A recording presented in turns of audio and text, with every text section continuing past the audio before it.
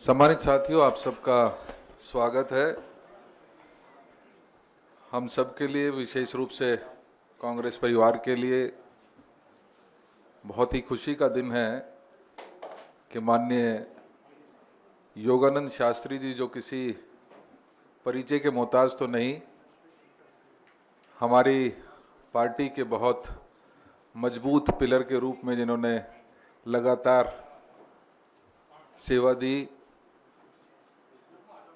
3 बार विधायक के रूप में दिल्ली की सेवा की, दिल्ली के मंत्री रहे, स्पीकर रहे और विभिन्न पोस्टों पर रहकर ना सिर्फ कांग्रेस को मजबूत करने का आपने काम किया, बल्कि दिल्ली की सरकार में रहते हुए आम जनता के दिलों को छूने का काम किया है। माननीय योगानंद शास्त्री जी एक ऐसे व्यक्तित्व हैं जिनको सम्मान सामने वाले अपने दिल से देने का काम करते हैं। हमने बहुत सारे साथी होते हैं जो डिमांड करते हैं, लेकिन मैंने एक बात देखी है कि एक बहुत सौम्य स्वभाव के, बहुत ही लर्नेड पर्सनैलिटी, जिन्होंने सिर्फ अपने काम की तरफ ध्यान दिया और काम के सिवा किसी दूसरी तरफ कभी राजनीतिक छोटी मोटी उनमें अपने आप को सम्मिलित ना करते हुए सिर्फ काम काम और काम में अपने आप को सम्मिलित रखा। कुछ समय पहले कुछ निजी कारणों से, कुछ राजनीतिक कारण भी जरूर रहे होंगे, आपने कांग्रेस पार्टी छोड़ी और एनसीपी के दिल्ली प्रदेश के अध्यक्ष पिछले 2 साल से आप हैं। आज पुनः कांग्रेस परिवार में अपनी आस्था जताते हुए पुनः जो इनकी जड़ें हैं उसमें वापस आने का काम डॉक्टर साहब ने किया है। इस मौके पर आदरणीय दीपक बावरिया जी हमारे बीच में हैं। मैं आग्रह करूंगा कि आप इनका पटका पहनाकर इनका स्वागत करें।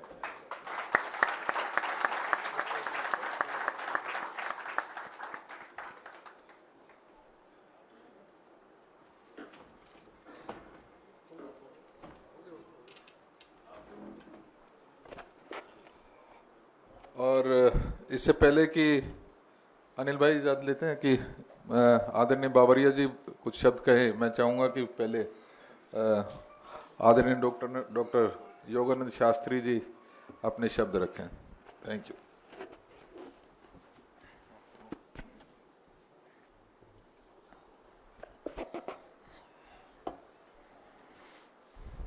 आदरणीय साथियों, सम्मानित पत्रकार बंधुओं,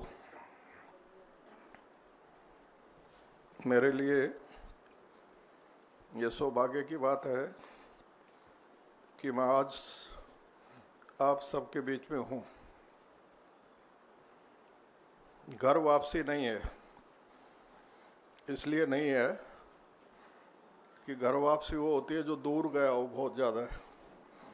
मैं तो बगल वाले एक घर में ही था और दोनों घरों की मान्यता एक जैसी है, सिद्धांत एक जैसे हैं। और खुशी की बात यह है कि वहाँ रहते हुए हमारे आदरणीय शरद पवार साहब ने स्वयं पत्रकारों से कहा, जब उन्होंने पूछा पत्रकारों ने राहुल जी के बारे में, तो पवार साहब ने कहा एक दिन ऐसा आएगा जब राहुल पूरे देश का नेतृत्व करेंगे। और यही बात उनकी सुपुत्री, जो 2-3 बार से लोकसभा में हैं, उन्होंने भी यही भावना व्यक्त की। वहाँ रहते हुए मैंने कभी प्रयास नहीं किया कि मैं प्रेस को संबोधित करूं, और उसका मुख्य कारण ये था कि प्रेस कि हमारे भाई बहुत अधिक जागरूक और चतुर होते हैं। वो कोई न कोई बात करके उलझा लेते हैं, इसलिए कभी पत्रकार बंधुओं से मैं ज़्यादा निकटता उस समय नहीं रखी, इसलिए उनसे माफ़ी भी चाहूँगा। मैं आभारी हूँ माननीय दीपक बावरिया साहब का, जिन्होंने बार बार इंसिस्ट किया इस बात के लिए कि मैं फिर से AICC की चार दीवारी में आऊं, इसलिए मैं उनका आभारी हूं। मैं क्या हूं क्या नहीं हूं ये बतलाने की आवश्यकता इसलिए नहीं होती कि लोग स्वयं आकलन कर लेते हैं व्यक्ति का, और वो व्यक्ति समाज के लिए उपादेय है या नहीं, किसी काम लायक है या नहीं, इसकी परीक्षा भी समाज के लोग कर लेते हैं। इस समय सबको इसलिए इकट्ठा होना चाहिए कि राजनीति का संक्रमण काल है, और इस काल में यदि हम सब एक छाते के नीचे नहीं आएंगे तो देश का बड़ा दुर्भाग्य हो जाएगा। आपने देखा 2 चरणों का चुनाव हुआ है, और उसके बाद हमारे महामना की भाषा किस तरह की हो गई है। इतने ऊंचे पद पर बैठा व्यक्ति भी यदि इस तरह की बौखलाहट भरी बातें करे और वो गाली की सीमा तक चली जाए, तो आने वाला समय कैसे होगा आप अंदाज़ा लगा सकते हैं। इस समय सबका फर्ज ये है कि हम एक साथ मिलकर एक छाते के नीचे रहकर उन दुष्प्रवृत्तियों का मुकाबला करें जो देश को तोड़ने जा रही हैं। हिंदू मुस्लिम करके बहुमत के वोट प्राप्त करने का प्रयास करना अपने आप में बहुत घिनौना है। इस देश की आज़ादी में केवल हिंदू ही नहीं, मुस्लिम, ईसाई, सिख सबका बड़ा योगदान रहा है, और उनका अपना बड़ा ऊंचा इतिहास रहा है। उस बात की मैं चर्चा इस समय नहीं करूँगा। यहाँ अशफाक उल्लाह खां साहब जैसे महान क्रांतिकारी भी हुए, राम प्रसाद बिस्मिल और वो दोनों जिनको काकोरी के केस में फांसी आई, वो दोनों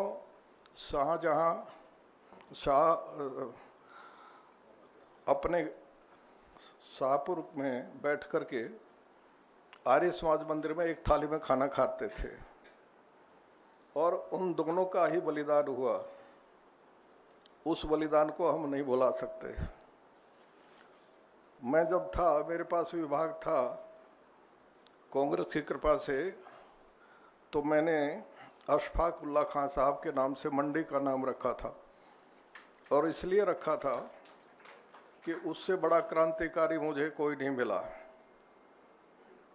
जब वो अपनी फांसी की कोठरी में थे, 1 मिनट ले लूँ आपके, तो उन्होंने अपनी डायरी में एक बात लिखी थी, वो मैं कह करके अपनी बात समाप्त करूँगा। उन्होंने लिखा था, जाऊँगा खाली हाथ मगर यह दर्द साथ ही जाएगा, जाने कब हिंदुस्तान आज़ाद वतन कहलाएगा। बिस्मिल हिंदू हैं कहते हैं फिर आऊँगा, फिर आकर भारत माँ तुझको आज़ाद कराऊँगा। जी चाहता है मैं भी कह दूँ, पर मजहब से बंध जाता हूँ। मैं मुसलमान हूँ, पुनर्जन्म की बात नहीं कर पाता हूँ। इस्लाम में पुनर्जन्म नहीं माना जाता है। मैं मुसलमान हूँ, पुनर्जन्म की बात नहीं कर पाता हूँ, मगर खुदा यदि मिल गया कहीं तो अपनी झोली फैला दूंगा और उससे एक जन्नत के बदले पुनर्जन्म ही मांगूंगा। ऐसे लोगों ने देश को आजाद कराया।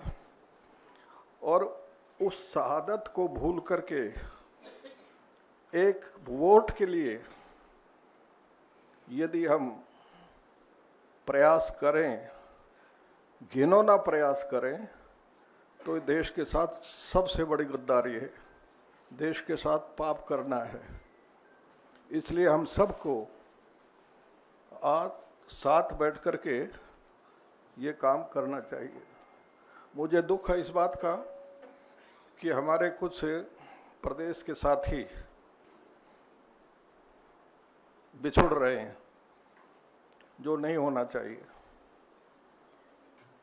हाईकमांड ने भाई देवेंद्र यादव जी को कमान सौंपी है और अपनी ओर से मैं बधाई देना चाहूँगा कि एक ऐसे योग्य नौजवान को पार्टी ने कमान सौंपी है जो दिल्ली को न केवल आगे बढ़ाएंगे बल्कि सबको अपने साथ लेकर के चल सकेंगे। और इसी कारण मैंने अपना आज ये निर्णय लिया और फिर से मैं माननीय बावरिया साहब का आभारी हूँ। पता नहीं कितने दिन कितनी बार इन्होंने मुझे कहा, लेकिन मैं थोड़ा सा आलसी हूँ, दीर्घ सूत्री जिसको कहते हैं वो हूँ, फैसला लेने में टाइम लगाता हूँ, इसलिए कई दिन लग गए, लेकिन देर आए दुरुस्त आए वाली बात है। मैं फिर से बावरिया साहब का धन्यवाद करता हूँ। शास्त्री जी, आपका बहुत बहुत धन्यवाद है। आपने आपके वक्तव्य में कई ऐसी बातें भी कही कि ये देश में और हमारे दिल्ली में हर युवा को हमेशा के लिए प्रेरणा देता रहेगा। आज हम सब एकत्रित हुए हैं योगानंद शास्त्री जी की पार्टी की एंट्री के लिए, और ये मेरे साथ हैं हमारे दिल्ली के प्रदेश के अध्यक्ष देवेंद्र यादव जी, अनिल शास्त्री जी, अनिल भारद्वाज जी, और इंटू के वाइस प्रेसिडेंट, और सभी आप यहाँ पधारे हुए सभी साथियों, आप सबका स्वागत है, अभिवादन है।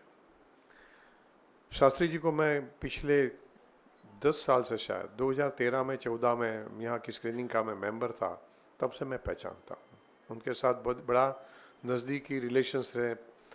पार्टी में से तो अभी थोड़ी समय पहले गए, मगर जब भी मैं दिल्ली आता था उनके साथ कहीं ना कहीं बात होती रहती थी। राजनीति में इनके जैसा व्यक्तित्व पाना, सरल, मूल्यनिष्ठ, ट्रांसपेरेंट, विद्वान और सच्चाई से बात रखने वाले बहुत ही जूद लोग मिलते हैं। आज डॉक्टर साहब पार्टी में फिर से हम सबके साथ हमारे बीच में उपस्थित हुए हैं। मैं समझ रहा हूँ उनकी उपस्थिति से पार्टी को बड़ी ताकत मिलेगी।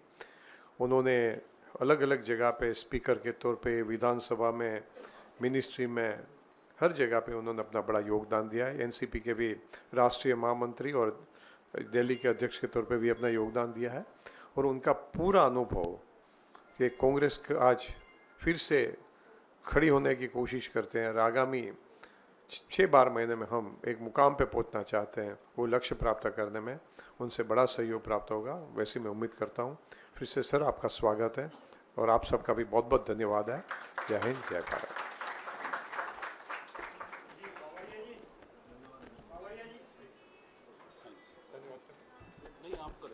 ठीक है, कहिए जी, प्लीज सर।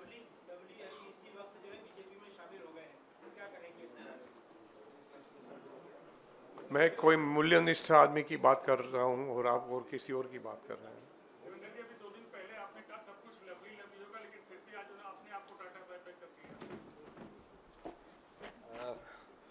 आदरणीय दीपक जी जरूर इस सवाल से बच रहे हैं, लेकिन मैं स्पष्ट करना चाहता हूं कि कुछ लोगों की फितरत ऐसी होती है कि जब माँ को सबसे ज़्यादा ज़रूरत होती है वो परेशान करता है। आदरणीय लवली जी को कांग्रेस ने एक बच्चे की तरह पालने का और पोसने का काम किया। उनको वो सब चीज़ दी, चाहे 3 बार विधायक के रूप में वो बने, 3 बार 15 साल, लगभग 12 साल उनको मंत्री बनाने का काम किया, उनको प्रदेश कांग्रेस कमेटी का अध्यक्ष से मनोनीत किया। और यहीं तक नहीं, जब कांग्रेस को कॉरपोरेशन के चुनाव के दौरान 17 में सबसे ज़्यादा ज़रूरत थी, उन्होंने उस समय भी पार्टी को छोड़ने का काम किया, उनको धोखा देने का काम किया। और जब पुनः वापस आए तो उनको पार्टी ने दोबारा से आत्मसात करते हुए न सिर्फ लोकसभा का चुनाव में उनको कैंडिडेट के रूप में प्रस्तुत किया, बल्कि जो हमारे ऑर्गेनाइजेशनल इलेक्शंस हैं उसके भी उनको one of the authority members के रूप में उनको हमने स्थापित किया। और कहीं ना कहीं कांग्रेस ने वो सब देने का काम किया जो एक अच्छे परिवार के गुण होते हैं, या जिस तरीके से एक ऑर्गेनाइजेशन जितनी सपोर्ट इस व्यक्तियों को कर सकती थी वो की है। लेकिन जैसे मैंने कहा कि कांग्रेस बहुत बड़ा समुंदर है।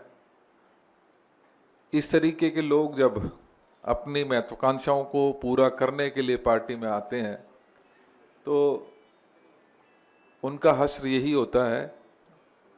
आज फिर कांग्रेस को ज़रूरत थी, और उस समय पर अगर इस व्यक्ति ने कांग्रेस छोड़ने का काम किया है तो ये निश्चित ही उनके अपने कैरेक्टर को झलकाता है। ये उनका अपना कैरेक्टर है जो साफ तौर पे आज यहाँ पर नजर आता है।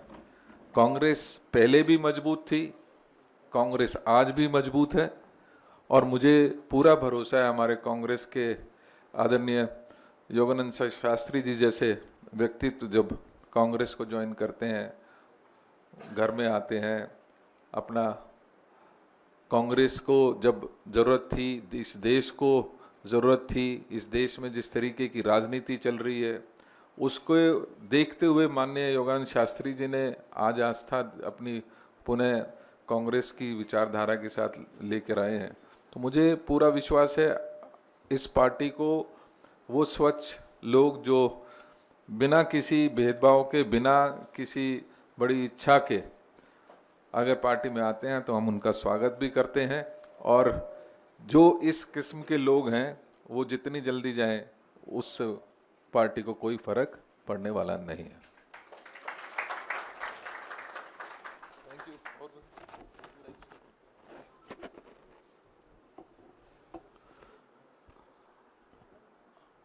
आज यहाँ इस विशेष प्रेस कॉन्फ्रेंस में आए हमारे पत्रकार और छायाकार मित्रों का मैं धन्यवाद और आभार प्रकट करता हूँ। आपने अपना समय निकाला और अपना समय निकाल के आदरणीय श्री योगानंद शास्त्री जी की इस ज्वाइनिंग को दिल्ली और देश में प्रसारित करने में हमारी मदद करेंगे।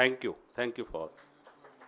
और एक मिनट, और एक और मेरी आपसे रिक्वेस्ट है, कल 11 बजे दिल्ली प्रदेश कांग्रेस कमेटी के प्रांगण में हमारे नवनियुक्त अध्यक्ष भाई श्री देवेंद्र यादव जी अपना पदभार ग्रहण करेंगे। जो भी हमारे छायाकार पत्रकार मित्र हैं, हमने इनविटेशन भेजा है और आगे भी आप सबसे बात होगी, लेकिन यहाँ भी आप हैं तो मैं उसका लाभ उठाते हुए माननीय दीपक बावरिया जी की उपस्थिति में आप सबको कल के कार्यक्रम के लिए आमंत्रित भी करता हूँ। Thank you.